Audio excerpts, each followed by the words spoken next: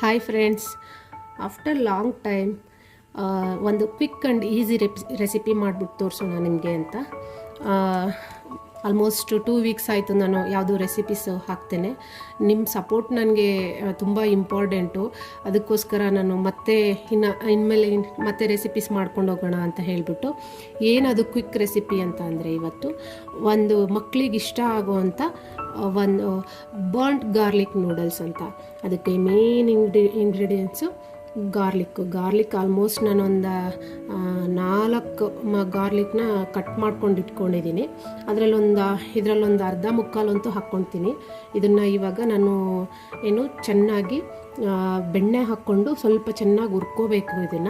ಅದಕ್ಕೆ ತರಕಾರಿ ಏನೇನು ಬೇಕಂತ ತೊಗೊಂಡಿದ್ದೀನಿ ಅಂತಂದರೆ, ಬರೀ ಗಾರ್ಲಿಕ್ ಅಂತಂದ್ರೂ ಮಕ್ಕಳಿಗೆ ಬಾಯಿಗೆ ಸ್ವಲ್ಪ ಕ್ರಂಚಿಯಾಗಿ ಏನಾರು ಸಿಗ್ತಾ ಇದ್ದರೆ ಇಷ್ಟಪಡ್ತಾರೆ. ಹಾಗಾಗಿ ಒಂದು ರೆಡ್ ಬೆಲ್ ಪೆಪ್ಪರು ಮತ್ತು ಇವನ್ ಗ್ರೀನು ಮತ್ತು ಯೆಲ್ಲೋ ಅದನ್ನು ತೊಗೊಂಡಿದ್ದೀನಿ.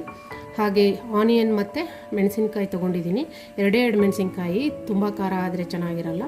ನೀವು ಇದನ್ನು ಕ್ಯಾಬೇಜು ಎಲೆಕೋಸು ನೀವು ಜಾಸ್ತಿ ಹಾಕ್ಕೊಂಡ್ರೂ ಚೆನ್ನಾಗಿರುತ್ತೆ. ಎಲೆಕೋಸು ಮತ್ತು ಸ್ವೀಟ್ ಕಾರ್ನ್ ತೊಗೊಂಡಿದ್ದೀನಿ. ಹಾಗೆ ಕ್ಯಾರೆಟು, ಬೀನ್ಸು, ಇದಿಷ್ಟು ತರಕಾರಿ ತುಂಬ ಸ್ಪೆಷಲ್ ಟೇಸ್ಟ್ ಕೊಡುತ್ತೆ. ಇದಕ್ಕೆ ಚೆನ್ನಾಗಿರುತ್ತೆ. ಈಗ ಮಾಡೋದು ಹೇಗೆ ಅಂತ ತೋರಿಸ್ತೀನಿ ಬನ್ನಿ.